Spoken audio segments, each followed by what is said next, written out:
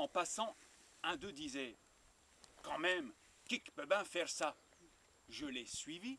La Céline Racle, qui traversait, portant un seau pour son cochon, le posa pour souriller.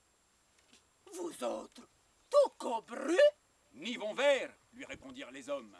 Le vieux Gadillet lâcha la douelle qu'il ajustait pour son tonneau, posa ses lunettes et dit « Si, où est-ce la guerre ?» On voyait le Jean-Marie Marquisat qui descendait de la Malines à grande allure.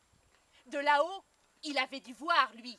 Au tournant, il leva son outil et cria « Une voiture sans chevaux !»« Une voiture sans chevaux !»« Voiture sans chevaux !» Ça s'était dit que ça existait, mais personne jusque-là n'y avait cru.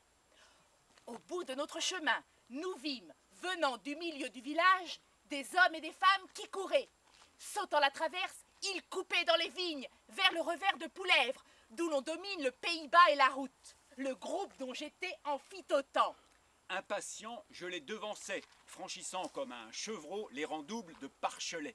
Quand j'atteignis la petite route, elle était pleine de paysans qui s'interrogeaient. Dans le vallon étroit et boisé de chiots, des bandes d'oiseaux apeurés s'enfuyaient vers les hauteurs en criant «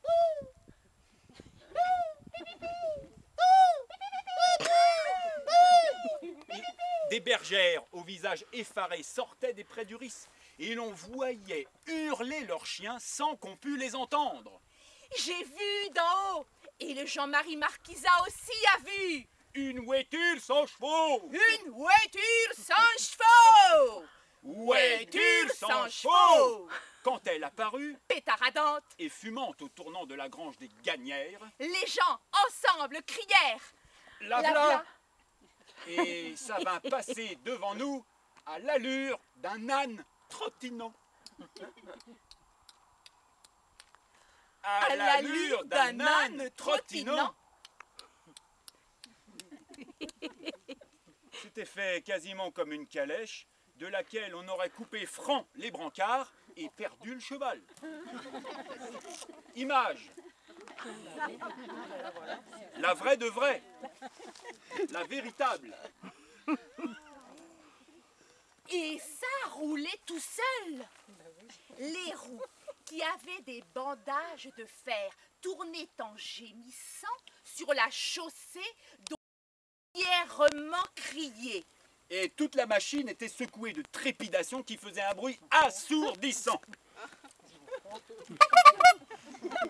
Un homme, en casquette de valet, était devant.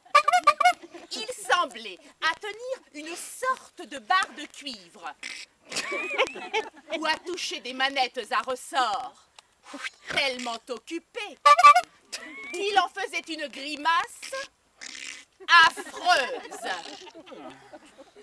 À l'arrière, une dame bien habillée était assise. Grave et raide, elle ne semblait même pas jouir de l'ébahissement des paysans qui oubliaient de la saluer. Je la reconnus, c'était la baronne de Riparnan du Roc de Meillard. Hein? Ah, pardon, oui. La baronne de Riparnan du Roc de Meillard, que l'on disait un peu zinzin,